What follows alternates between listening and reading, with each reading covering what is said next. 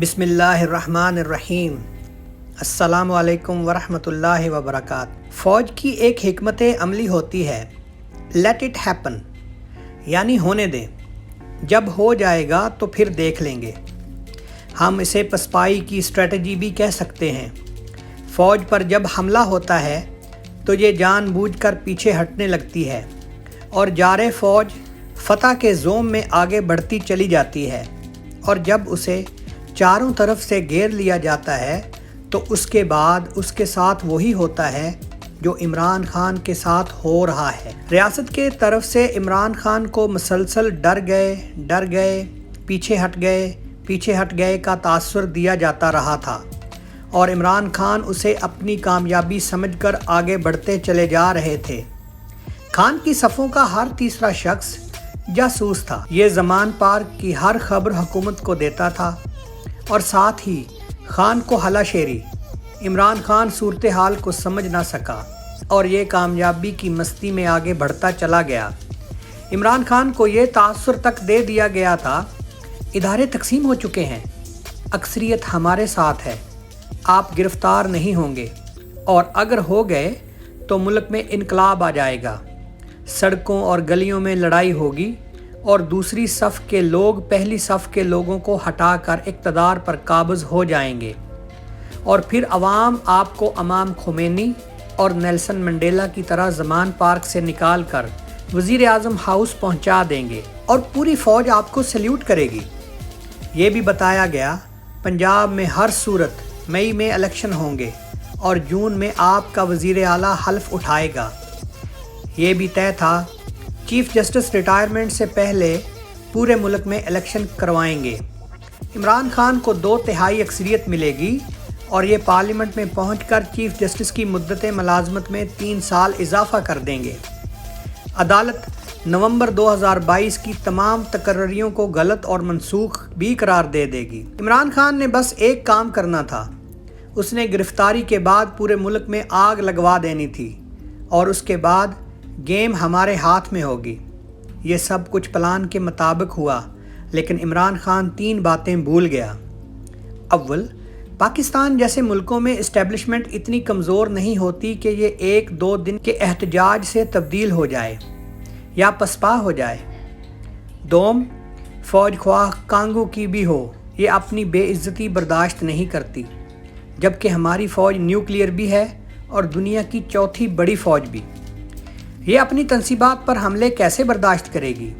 اور سوم، جو فوج اپنے سابق قائدین کا ساتھ نہیں چھوڑتی، وہ موجودہ قیادت کو کیسے چھوڑ دے گی؟ فوج کا کوئی جوان آج بھی جنرل یحییٰ خان اور جنرل امیر عبداللہ خان نیازی کو اون نہیں کرتا، لیکن جب یہ دونوں فوت ہوئے تھے تو انہیں باقاعدہ پرچم میں لپیٹ کر سلیوٹ کے ساتھ دفن کیا گیا تھا۔ لہٰذا اس فوج سے اپنے چیف کے خلاف بغاوت کی توقع حماقت ہی ہو سکتی تھی۔ فوج میں چین آف کمانڈ بہت تگڑی ہے۔ جونیئر افسر اپنے سینئر سے لاکھ اختلافات کریں، لیکن جب سینئر فیصلہ کر دیتا ہے تو پھر یہ اف نہیں کرتے۔ لال مسجد آپریشن فوج کے لیے مشکل ترین آپریشن تھا۔ دوسری طرف مسجد بھی تھی اور مدرسہ بھی، لیکن جب آرڈر آیا تو یہ آپریشن بھی ہوا۔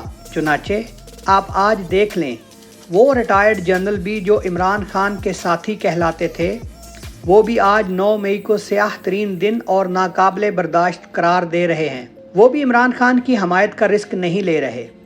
بہرحال عمران خان کے ساتھ لیٹ اٹ ہیپن ہوا، اور یہ گہری کھائی میں جا گرے۔ عمران خان 9 مئی کو 2:30 بجے گرفتار ہوئے، 3 بجے احتجاج کی خبریں آنا شروع ہوئیں، اور پھر شام تک ہر طرف سے خوفناک اطلاعات آنے لگیں۔ GHQ پر بھی حملہ ہو گیا، کور کمانڈر لاہور کا گھر بھی جلا، میاں والی میں جہاز کے ماڈل کو بھی آگ لگا دی گئی، قلعہ بالا حصار پشاور میں بھی حملہ ہوا، سرگودا میں یادگار شہداء بھی توڑ دی گئی، پشاور ریڈیو اسٹیشن اور سوات ٹول پلازا بھی جلا دیا گیا، کراچی میں رینجز کی چوکی بھی جلا دی گئی، اور فیصل آباد میں ISI کے دفتر پر بھی حملہ ہو گیا۔ سویلین پراپرٹیز، پولیس تھانوں، پولیس اہلکاروں پر حملے اور میٹرو اسٹیشن بھی جلا دیے گئے۔ سپریم کورٹ نے ان واقعات کے بعد عمران خان کو پیش کرنے کا حکم دے دیا۔ और इमरान खान सुप्रीम कोर्ट में वज़ीर आज़म जैसे दबदबे के साथ दाखिल हुए। चीफ जस्टिस ने उन्हें वज़ीर आज़म की सिक्योरिटी और प्रोटोकॉल भी दे दिया, गुड टू सी यू भी कहा और उसे पुलिस लाइन में मेहमान भी बना दिया, जिसमें ये 2 रातें मुल्ज़िम बनकर रहे थे। उसके बाद 90% अवाम ने यह समझना शुरू कर दिया मुल्क में वाकई इनकलाब आ चुका है, इदारों के अंदर भी बगावत हो चुकी है। हमारे सामने सबसे बड़ा सवाल ये था, शरपसंद 4-4 घंटे फ़ौजी तनसीबात पर हमले करते रहे, लेकिन उन्हें किसी ने नहीं रोका। कोर कमांडर की रहायशगाह जलती रही, मगर फ़ौज आई, रेंजर्स आए और ना ही क्विक रिस्पांस फोर्स आई। किसी ने मुजाहरीन को रोका और ना अपना कोर कमांडर बचाने की कोशिश की। सुप्रीम कोर्ट को भी रोकने की कोशिश नहीं की गई और इमरान खान को हिरासत में फ़ोन की सहूलत भी दे दी गई। ये कैसे मुमकिन है? क्या फ़ौज कमज़ोर और रियासत नातवां हो चुकी है? इस सवाल ने पूरी कौम के आसाब हिला कर रख दिए। बहरहाल 15 मई को कोर कमांडर्स की स्पेशल मीटिंग हुई। फ़ौज का एलामिया आया, चीफ जस्टिस ऑफ पाकिस्तान 2 कदम पीछे हटे और मुजरिम गिरफ्तार होने लगे तो लोगों की सांस में सांस आई। सदर साहब को भी हवाओं की तब्दीलियों की इत्तला दे दी गई और ये भी इस्तगफार की तस्बीह पढ़ने लगे और फिर चंद चीज़ें तब्दील हो गईं। आज सूरत हाल ये है, मुजरमों के ट्रायल्स के लिए स्पेशल स्टैंडिंग कोर्ट्स बन रही हैं। मुजरमों को 2 हिस्सों में तकसीम कर दिया गया है। फ़ौजी तनसीबात को निशाना बनाने वालों के केस स्पेशल स्टैंडिंग कोर्ट्स, जबकि सिविलियन प्रॉपर्टीज़ पर हमला करने वालों के ख़िलाफ़ सिविल अदालतों में केस चलेंगे, लेकिन फ़ैसले फ़ौरन होंगे और मुजरमों को करार वाकई सज़ा मिलेगी। इमरान खान और उनके साथियों के ख़िलाफ़ तमाम सबूत जमा हो चुके हैं। मुल्ज़िमों के एतराफ़ी बयान भी आ चुके हैं और वो व्हाट्सएप ग्रुप्स भी पकड़े गए हैं जहां से हमलों के पैगामात आते थे। सरकारी अहलकारों और सरकारी सहूलतकारों का डाटा भी जमा कर लिया गया है। उनके ख़िलाफ़ ऑफिशियल सीक्रेट एक्ट के तहत मुकदमात चलेंगे।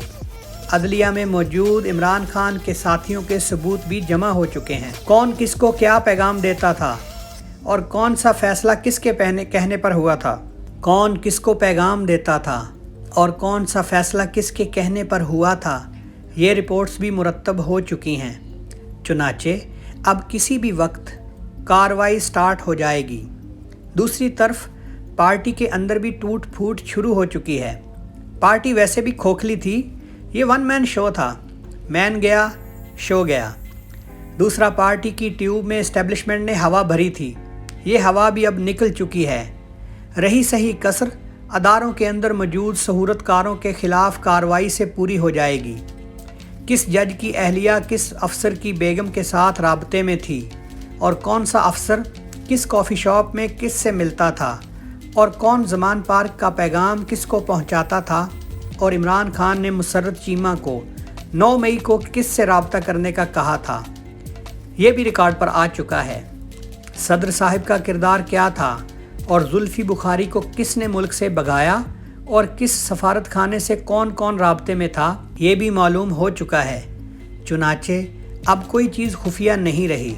इमरान खान को भी अपनी गलती का इदराक हो चुका है। आप आज उनकी तकरीरें, रिहाई के बाद की तकरीर और पिछले हफ्ते की तकरीर का तकाबल करके देख लें, आपको इमरान खान में तब्दीली नज़र आएगी। इमरान खान की पूरी टाइगर फोर्स भी अंदर हो चुकी है। ज़मान पार्क की रौनकें भी उजड़ चुकी हैं और खुदाई महाफिज भी रूपोश हो चुके हैं। अब बस फाइनल कार्रवाई बाकी है। इमरान खान में बेशक बहुत खूबियां हैं। ये शख्स वाकई मुल्क का मुकद्दर बदल सकता था। लोग आज भी उससे अंधी मोहब्बत करते हैं। ये अपने अंधे आशिकों को कौम का सरमाया बना सकता था, मगर अफसोस इमरान खान का गुरूर, अना और सियासी हमाकतें उसकी कब्र खोदती रहीं और ये इसमें उतरते रहे।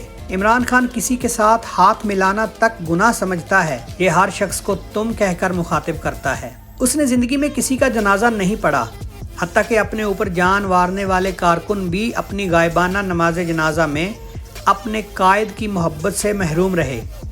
खान किसी का शुक्रिया अदा करना भी अपनी तौहीन समझता है।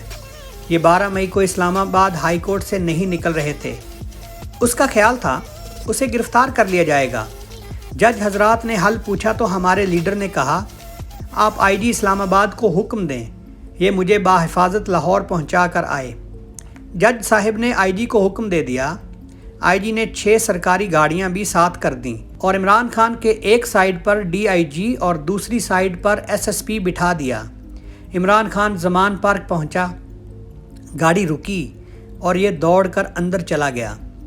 اس کو ان افسروں کا شکریہ تک ادا کرنے کی توفیق نہ ہوئی جو اپنی جان داؤ پر لگا کر اسے گھر پہنچانے آئے تھے۔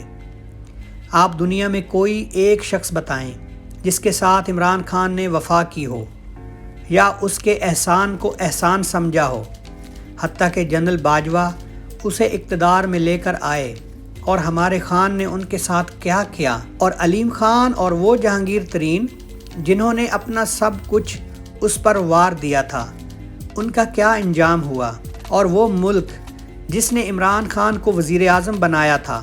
عمران خان اور اس کے ساتھیوں نے 9 مئی کو اس ملک کے ساتھ کیا کیا۔ بہرحال یہ دنیا ایک عبرت کدہ ہے اور تاریخ ایک قبرستان۔ اس عبرت کدہ میں خدا کے لہجے میں بات کرنے والے ہر شخص کا انجام یہی ہوتا ہے، ایسا انسان بس خبر بن کر رہ جاتا ہے۔ شکریہ۔ السلام علیکم ورحمۃ اللہ وبرکاتہ۔ پلیز ہمارے چینل کو سبسکرائب کیجئے، لائک کیجئے اور شیئر کیجئے۔